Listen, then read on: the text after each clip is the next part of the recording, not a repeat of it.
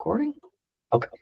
Welcome, everyone, to another episode of Read a Classic Novel Together, the channel where we tackle those famous novels that you pretend to have read when you're at a dinner party with your intelligent and generally superior friends. I'm here with my esteemed colleague and great friend, Margaret Luongo, who is the author of two highly praised short fiction collections.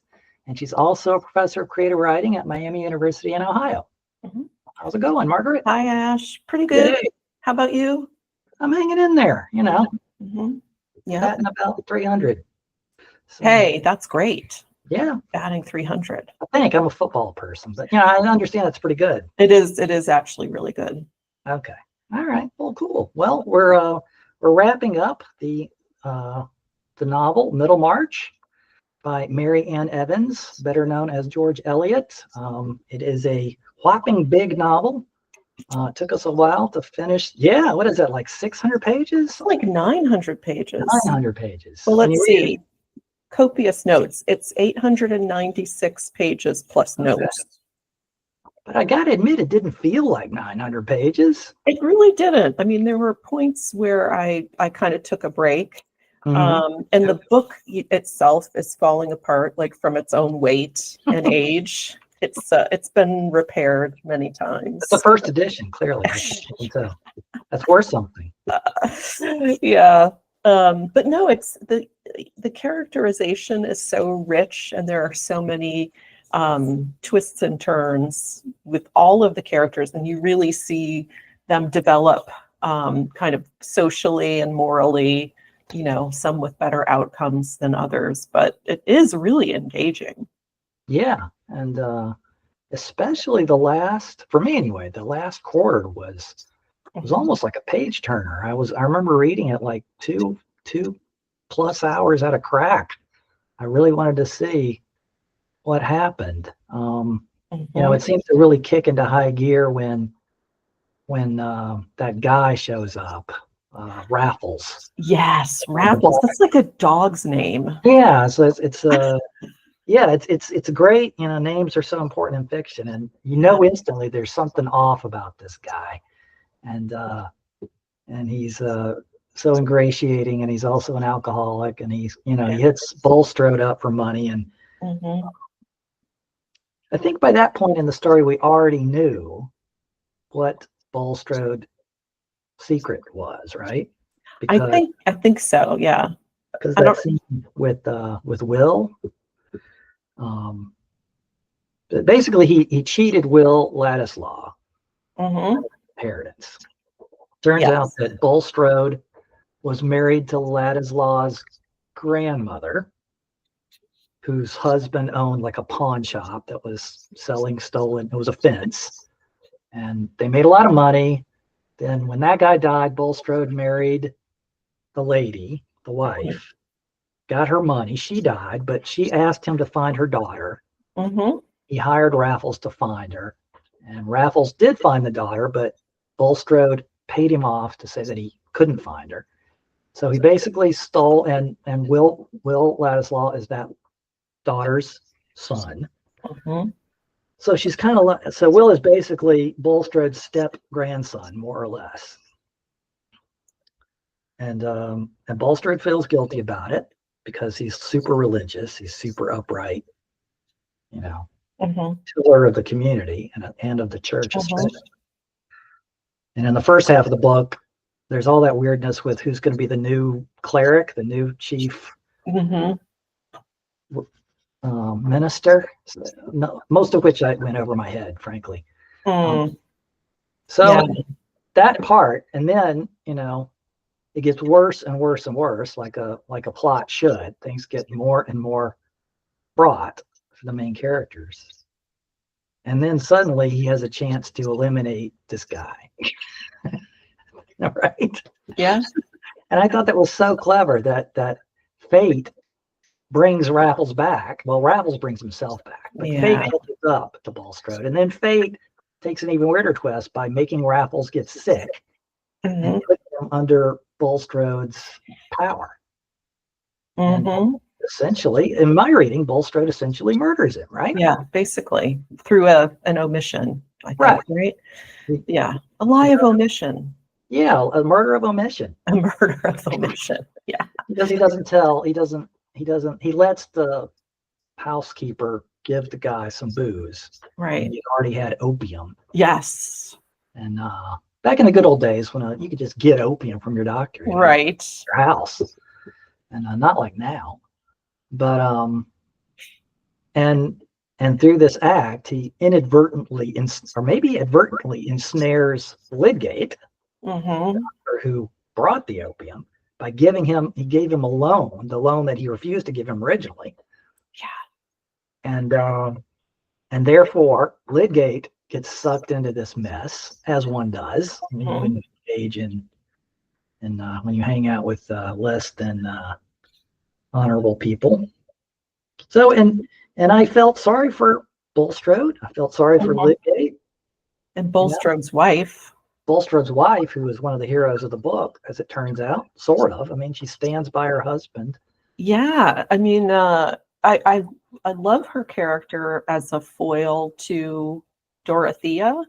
You know, these women, and I mean, you could put Mary in there as well. Rosamund. There's you know, the women operating as much as they can in a system where they don't have much power. They have influence, soft power. Yeah. And, you know, Dorothea, and also Mary, like they're almost hampered by their own goodness, hamstrung by their own goodness and their ethics, and also the limitation of their power. You know, Dorothea wants to do good in the world and she wants to be educated, but, you know, she can only really do that under the auspices of like her man. But she manages to prevail. But then poor Mrs. Bulstrode, whose name I can't remember, her first name I can't remember. Yeah, she does what she can. You know, she realizes she's complicit, that she's lived the life. Like she lived the only life she really could have with her husband. And she's guilty too. So she does stand by him. But I just think they're such, I don't know if they're actually foils, Mrs. Bulstrode and Mary Dorothea. But Mrs. Bulstrode like accepts that she's complicit, but she also just stuck in that system. Yeah, I mean, she's preparing to leave him, right? For a moment, she's like getting ready to pack her bags and goes into the room and she sees him and he's all like shriveled up, like he's physically diminished already. And she has this moment of pity, you know, and just as you say, Dorothea does at the end of the book when she sees Rosamund, you know, who she thinks is having an affair with Will. And you're right. I mean, the women are the only sort of characters that sort of come close to being pure good in this book, I think, are Dorothea, Mary, Mrs. Bulstrode. Yeah. That's it. Because I mean, Dorothea, her only real crime is being kind of a ninny and not realizing that she's not this religious saint that she wants to be when she's 19 years old, and she marries this old sock. But other than that, you know, she's not, other than this kind of sin of, I guess, vanity or pride or something, minor sin. She's a really good person. She has several opportunities to take it out on her enemies, and she resists it every time, right up to the end. And, whereas, you know, the guys aren't quite so, they're all deeply flawed, pretty much. I mean, what's Lydgate's big sin? Well, he's proud. I mean, he's so proud. He won't leave town. I mean, Rosamund wants him to leave town and make more money, and you know, in Manhattan, and you know, it's where they can live in the style to which he is accustomed, and he doesn't want to do it. You know, and you know, maybe that's not so bad, and he doesn't want to ask for money from his stepfather or from his relations. Turns out his uncle or wherever he is kind of a bastard, but you know, he's very and he doesn't even tell her that they're going into debt until it's almost too late, right? So he's kind of rigid, kind of a, you know, he's very self-conscious of image and of his masculinity, his ability to lead the family. And Fred is, of course, he's just kind of feckless and he's just kind of hedonistic. He just wants to have fun, and he's terrified of responsibility. He's kind of a coward, really, until the second half of the book, where he kind of finds his gumption. He helps Lydgate. He gets him out of that pool hall before he loses his ass. Gambling. So, but like I said, every character has this moment of redemption. Even the really flawed characters sort of have a moment of redemption. Yeah, just when you were talking about Fred, I was thinking, gosh, what a long arc to maturity he has. Like, he has to just touch and ruin so many things before he comes to maturity. And and I thought some of the women, maybe leaving off Rosamond and Mrs. Bulstrode. I mean, she gets it eventually. Maybe the women have come to that maturity earlier because their world is so circumscribed. Like, they know their limits and the limits of their power. Whereas Fred, like, he's supposed to do God knows what. Like, he's somehow supposed to make himself and be grand and make enough money to support a family and a household. And allegedly, like, he has this in his DNA because he's male. But he doesn't really. Like, he's got to learn and earn the hard way. And unfortunately, other people do as well. Yeah, you're right. I hadn't really thought about that from a woman's perspective, that they kind of have to be stronger at a younger age in some ways because they're powerless or have less power until well into middle age, when they become kind of matriarchs, like Mrs. Bulstrode, and even she's powerless ultimately. So, but yeah, it was. I really like that feeling that even I think the probably most flawed person in the book is probably Rosamond. She seems to be, and even she has this. I mean, she's both tragic and awful. She is, yeah, because you can see, like, she's been raised to be a certain thing, like this prize. Yeah. And she only knows how to be that. Like, she's not industrious like Mary and her mother. Mary earns money. She's pretty much willing to go wherever she needs to go and do what needs to be done. Whereas Rosamond, has been raised to be a certain type of woman. And that's all she can do. That's all she knows. And the male character, I think, who's also pretty awful is Casaubon. Oh yeah, you're right. I forgot because he died. Yeah, pretty early. He's the worst character. He's the worst. Well, but I mean, is there any sympathy for him? Like, he's been raised to think that he's God's gift, or that he has all this power and agency, and he's as deluded as any human. Right. Maybe more. Yeah. So I don't know. Is there any sympathy for him? And in the way that I have a little bit of sympathy for Rosamond, even though I agree she's awful. Yeah, well, you're right. I was kind of forgetting the first half of the book. There's two real villains in the first half. One is Casaubon, and the other is Fairbrother, the old man. Oh, right. Manipulates everybody with the promise of the will, the money, and likes to destroy people's lives. He's a closet sadist. And he tries to destroy Mary's life, more or less, right on his deathbed. Get her into this scheme to burn the will or whatever. Still don't quite get all that, but I think in fiction sometimes you just got to have people who are irredeemably bad. Yeah, I feel a little sorry for Casaubon. I mean, he works hard. He thinks he's going to be a big success. Will knows he's a gas bag and tells Dorothea this in not so many words. And he refuses to learn German. He can't examine himself, see his own failings, and correct them or address them or even acknowledge them. Mm-hmm. That's his, which I guess is, again, the sin of pride. I don't know why I'm making all this so Catholic. I don't mean to, but, sometimes Yeah. can't help it. Yeah.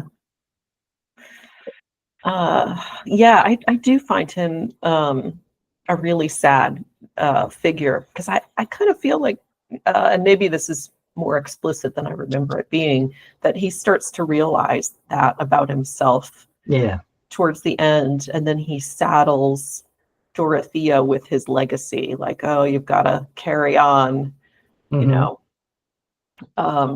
that's just awful, because she's so duty oriented. Of course, she's gonna do that. She's loyal. She's gonna do the right thing. Really, the right thing is for her to just burn everything that he touched. Yeah, well, does she keep working on his book, or does she kind of blow it off? I think she ends up blowing it off, but I can't remember why. I think she comes to her senses a little bit. Mm-hmm. But yeah, not only does he put that clause in his will that says she can't marry Will. Evil. By drawing him out, he draws all this gossip onto Dorothea. Yeah. Everybody assumes that she was either about to have an affair with him or having an affair with him. And so it's like a double whammy, which again makes him, an awful character. And in that way, worse than Rosamond. Like, she doesn't have two pennies to rub together, but but Casaubon is going to take it beyond the grave, the harm. Right. Yeah. And Rosamond at the last moment is so moved by Dorothea's, kindness, that she, in kind, tells him that there was nothing going on between her and Will. And I would say Rosamond is leagues above Casaubon. Yeah. And the worst thing Rosamond does is go on that horseback riding thing with the brother-in-law, her brother-in-law, the one that, she's always attaching herself to other men besides her husband. And she's a flirt. Mm-hmm. And Lydgate tells her not to go horseback riding because she's pregnant. She does anyway. She falls off the horse and has a miscarriage. Yeah. And, so she suffers more than anybody for that, act of, I guess, rebelliousness, I guess. But basically, she wants to do what she wants to do. And, but yeah, you're right. She's been raised to be the belle of the ball. And she has no inner strength. She is kind of cagey, though. She tries to finagle a loan out of her father-in-law or her uncle-in-law, and which blows up in her face. And she's intelligent, but she's not, as you say, she's not resourceful. So, but yeah, when I think this book is already in my top 5 novels, maybe at least my top 10 of all time. Right. Yeah. It's pretty impressive. I mean, it just, the depth of the characters, and their interiority. I mean, she's got almost 900 pages to do it, but says the short story writer bitterly. But yeah, I mean, I was actually thinking about this when I woke up this morning, about how much time and space novelists have, to go interior and to really tease out like character motivation and why they do the things they do. And there's plenty of room for twists and turns to play out realistically based on the character of the characters. And I was thinking about a contemporary novelist whose work I really like. She's written a lot, and I've only disliked maybe 2 of her novels. But I was reading one of them recently, and I just noted how she's just willing to stop things in their tracks and go to the past and hear about the details of the character's life. And she's also very good about weaving it into the present through their interiority. and just so different from the short story where you just have to kind of indicate things very quickly. And so I'm not going to name this writer, but recently she put out her first short story collection, and it was kind of terrible. But I think intentionally, in a way, like she was playing with the short story form and breaking rules, which just to point out how the short story operates. But she was doing the same kind of deep characterization, and like, for instance, at the end of that story where you've had this deep characterization, the character just unceremoniously dies.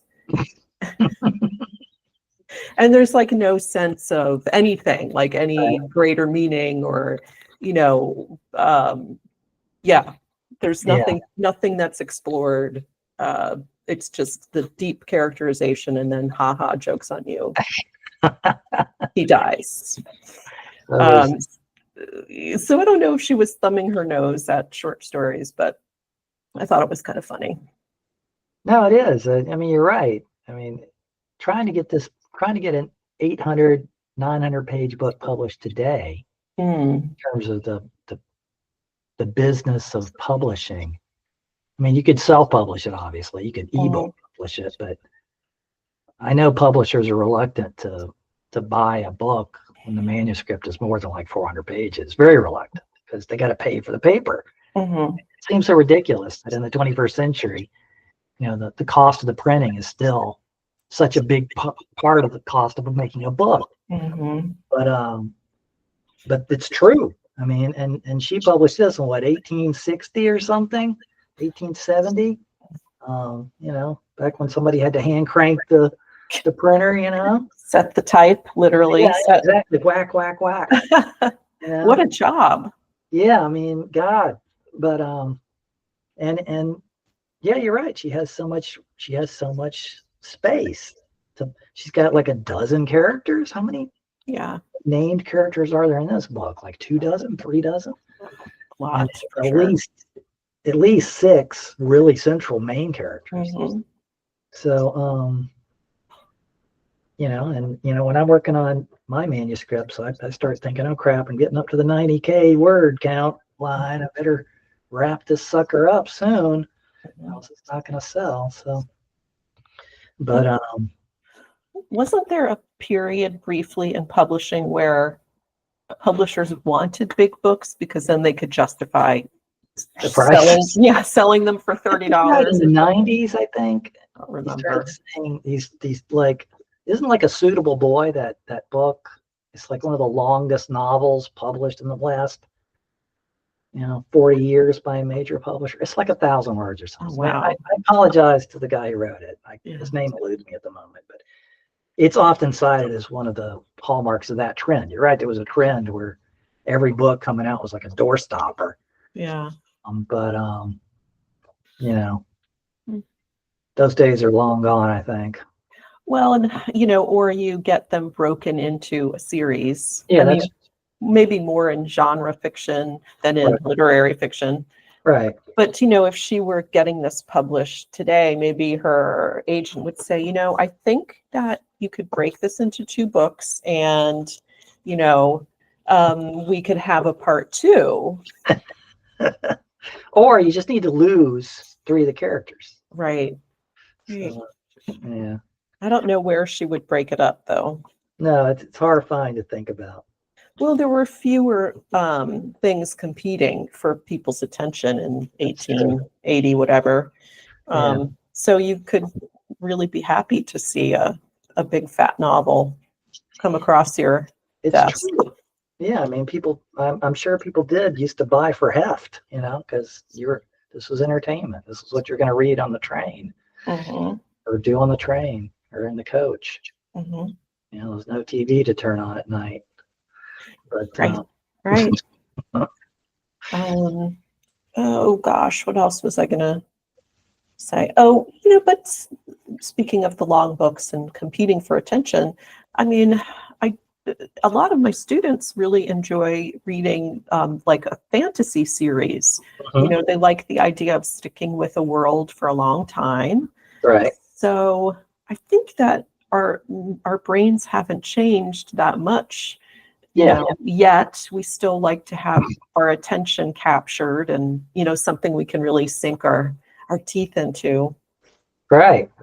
No, you're right. I mean, it's just, and as you say, this book is divided into almost episodes. I mean, the first half of the book has its own arc, sort of leading up to Featherstone's death, the old man's death. And my dog is going nuts. Must be a UPS guy. Oh, but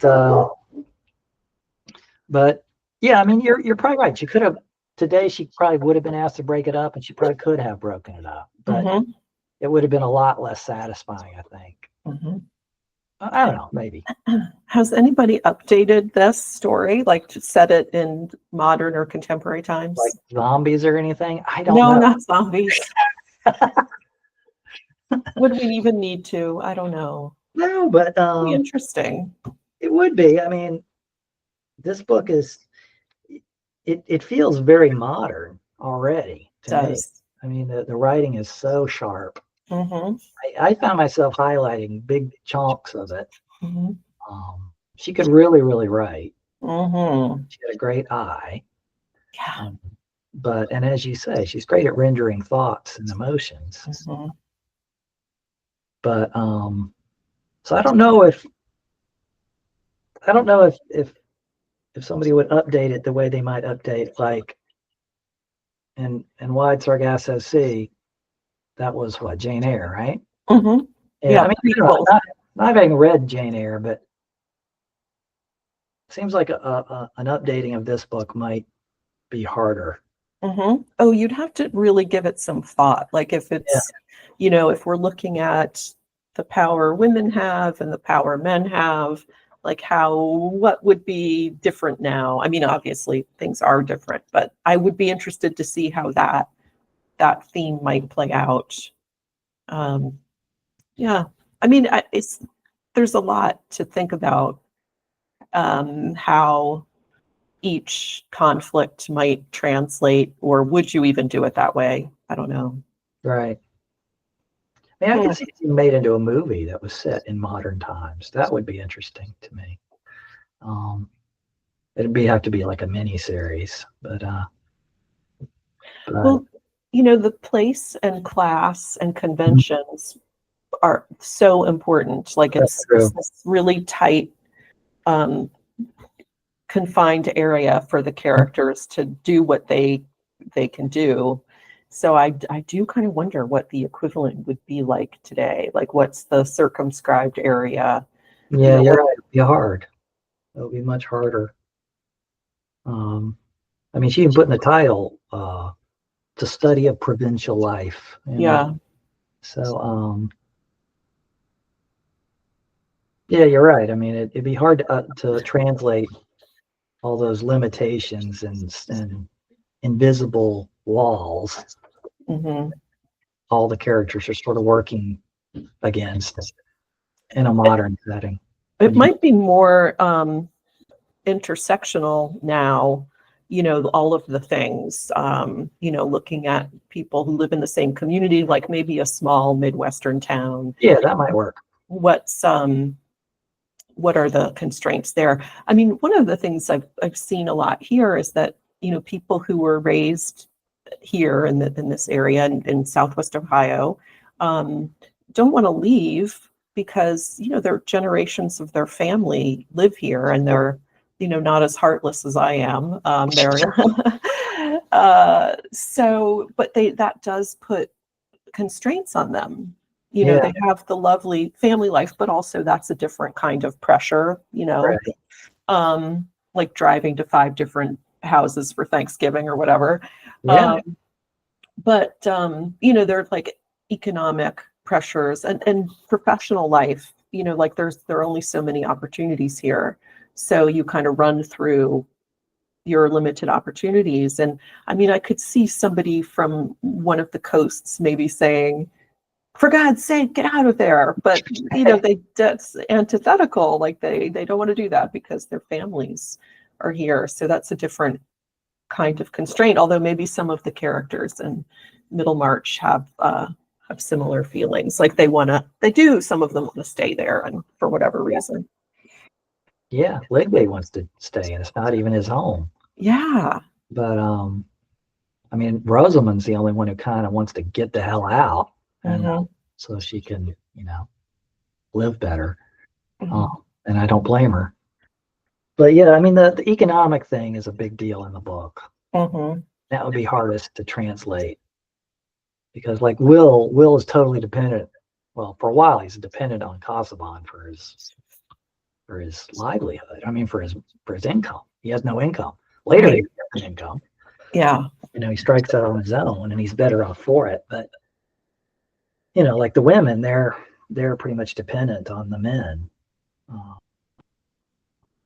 And like Dorothea, she doesn't want to lose the inheritance fortune that Casaubon leaves her. But she does eventually, which we haven't even really talked about. That's the climax of the book. Yeah. She ditches it and marries. Yeah. And they live, well, happily ever after, according more or less. That's oh, go ahead. No, you go ahead. Well, I was just going to say, a lot of people are afraid of big classic novels like this because they think they're going to be horrible and tragic. And a lot of heavy stuff happens in this book, but it ends about as happily as you can imagine. I mean, everybody's kind of redeemed, at least in some way. The only person, I mean, Mary and Fred get married. Rosamund and Will get married. Everybody you want to get married gets married, and Lydgate and Rosamund stay married, even though it's not a great situation. And he dies kind of young. Yeah. But they survive. They get through it. They move away. They have a life. So, and it's all because of the goodness of each of the critical characters. I keep thinking of Ender's Net. Have you ever heard of Ender's Net? It's I think it's an idea in Hinduism, but it's this idea of a giant net, infinite. Go ahead. At every knot in the net, there's a jewel, and every jewel in the net reflects every other jewel in the net. It's a maybe overused metaphor for the connectivity of life. People depend on other people. Everybody in this book is saved at some point by another character. Ooh, nice. Yeah. Dorothea being the most common one, because I mean, Fred saves Lydgate. Lydgate saves Fred's life. Rosamund saves Dorothea by telling her that there's nothing going on. Every character, Dorothea tries to save Bulstrode. She wants to clear his name, not knowing that he's guilty. He's been accused of, more or less. So I mean, it's like, and if Lydgate had been straight with Rosamund about how deeply into debt they were going, maybe it wouldn't have gotten so bad, But he doesn't reflect properly. He doesn't interact. He doesn't connect with her well enough. And there's just so much of the book is about miscommunication, I guess is what I'm trying to say. Miscommunication or greed or some kind of holding back of communication. Oh, yeah. Makes it worse. I mean, you're talking about Casaubon. If Dorothea had just gone to Casaubon and said, look, stop working on this friggin' book. It's a dead end. Go learn German. Yeah. Write another book about something better, something newer. Maybe he probably couldn't have done it. He probably couldn't have accepted that, but maybe. Maybe. Yeah, she doesn't understand or value her own judgment because she's the young woman. Right. And that's not how a wife is supposed to behave anyway, even after she realizes, or Will tells her. Yeah. Or what if Will had told Casaubon? Oh, right. But Casaubon was too much of a dick to ever listen to anybody. Yeah. Probably. Well, maybe it's also part of Dorothea's, bigger humanity that she's not going to hurt her husband that way the only thing she can give him at that point is her belief in him. Yeah, her loyalty. Yeah. Yeah, which is, oh, yeah. Oh. He's basically propped up by his money and her Right. in the end. Right. Yeah, and I mean, Bulstrode, he could have come clean with his wife at some point. I guess he really couldn't at that point, but maybe in their youth he could have come clean with her. It's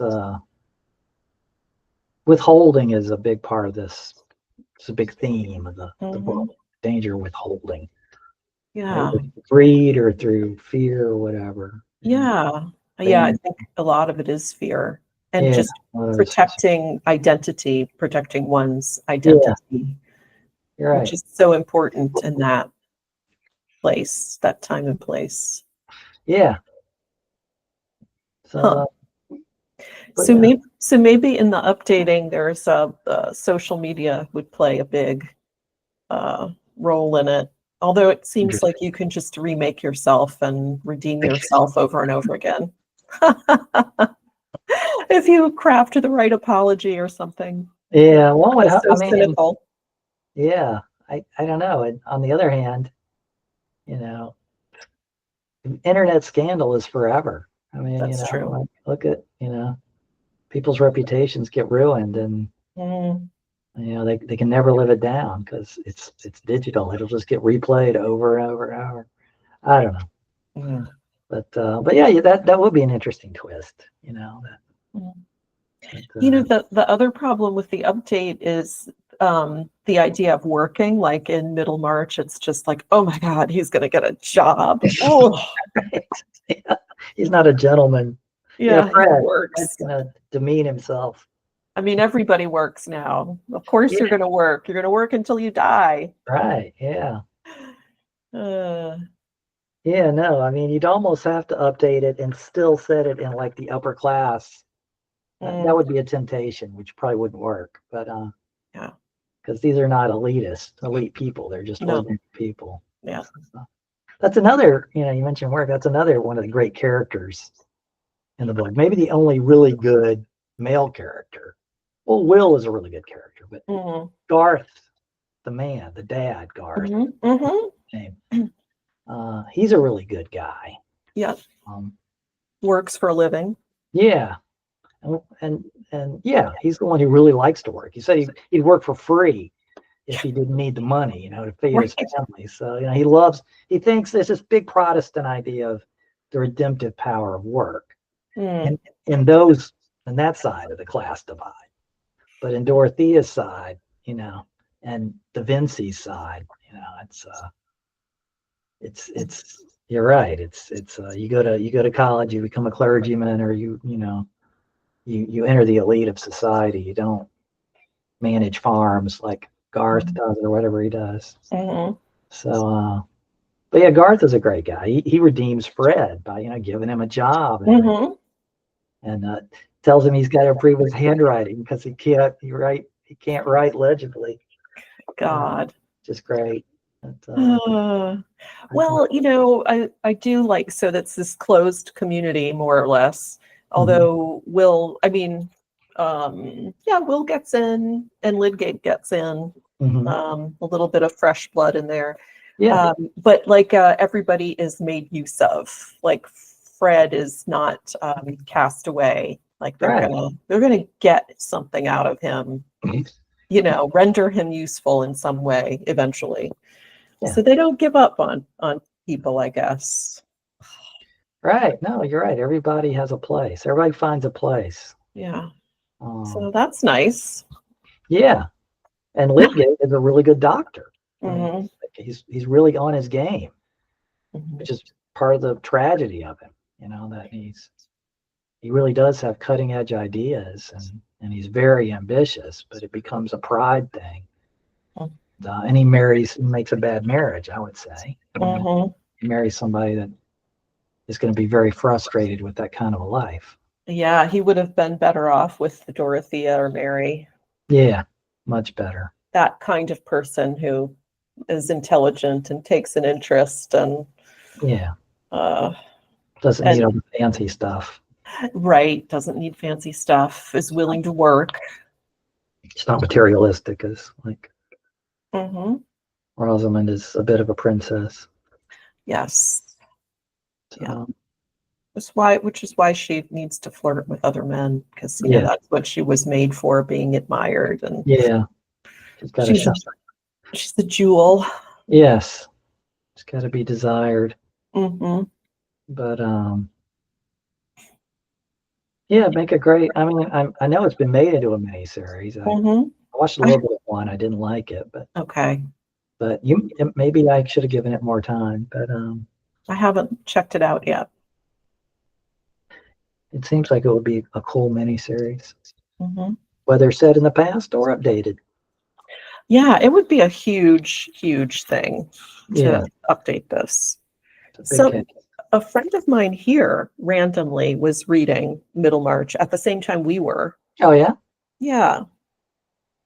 And she said there was a line towards the end. Oh, it's the last line. That just killed her. Let's see. I guess this is talking about Dorothea, I think. Her finely touched spirit had still its fine issues, though they were not widely visible. Her full nature, like that river of which Cyrus broke the strength, spent itself in channels which had no great name on the earth. But the effect of her being on those around her was incalculably diffusive.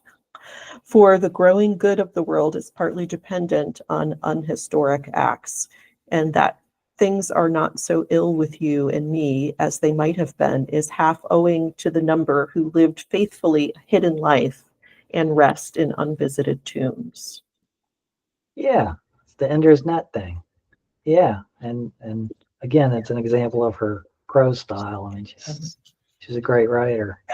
Yeah, that was beautiful. I love that. Just the influence and help of others, it gets us through, and it's not historic. It's lost to time, except here we are.